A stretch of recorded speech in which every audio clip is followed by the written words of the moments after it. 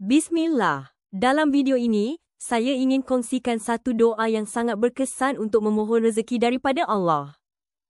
Dalam zaman yang penuh cabaran ini, ekonomi tidak menentu, harga barang meningkat, rumah makin mahal dan tekanan hidup semakin besar, maka hanya kepada Allah lah tempat kita bergantung dan memohon pertolongan. Kadang-kadang kita lupa dalam kesibukan mencari rezeki, kita terlalu sibuk berusaha ke sana kemari tetapi terlupa untuk memohon rezeki kepada pemberi rezeki. Sebelum kita mulakan, tekan butang subscribe dan sertai Sinar Syurga. Setiap minggu, kami kongsikan doa-doa harian dan panduan hidup Islam untuk membawa kita ke arah barakah dan syurga.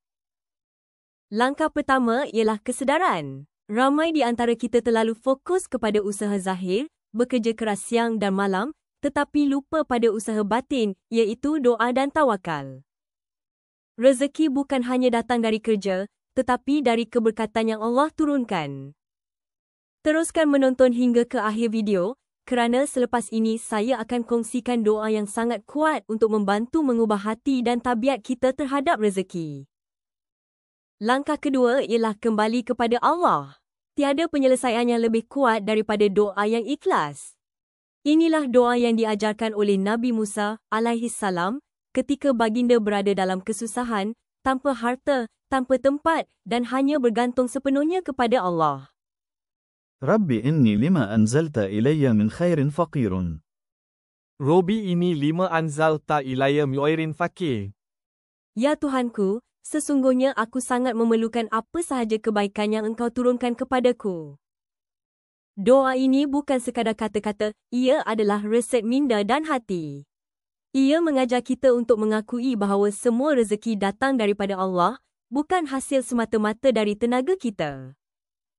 Dan apabila hati tunduk, rezeki akan datang dalam pelbagai bentuk, bukan hanya wang, tetapi juga peluang, ketenangan dan keberkatan. Namun, doa sahaja tidak cukup. Jom kita teruskan dengan langkah ketiga, iaitu bertindak dengan keikhlasan. Langkah ketiga ialah beramal. Ilmu tanpa amal hanyalah cahaya yang tidak digunakan. Jadikan doa ini sebahagian daripada kehidupan harian anda, bacakan selepas solat, ketika dalam perjalanan ke tempat kerja atau sewaktu hati terasa sempit. Biarlah doa ini menjadi kompas perbelanjaan dan usaha kita, membimbing kita ke arah rezeki yang halal, sederhana dan penuh keberkatan. Amalkan doa ini dengan yakin dan sebarkan kepada orang lain. Moga setiap perkongsian menjadi asbab bertambahnya keberkatan untuk kita semua. Jangan lupa untuk subscribe ke Sinar Syurga untuk lebih banyak doa harian, bimbingan kehidupan Islam dan inspirasi menuju syurga. Bersama-sama, kita bina kekayaan dengan hikmah dan kejayaan dengan keikhlasan. Semoga Allah limpahkan barakah dalam rezeki dan kedamaian dalam hati. Amin.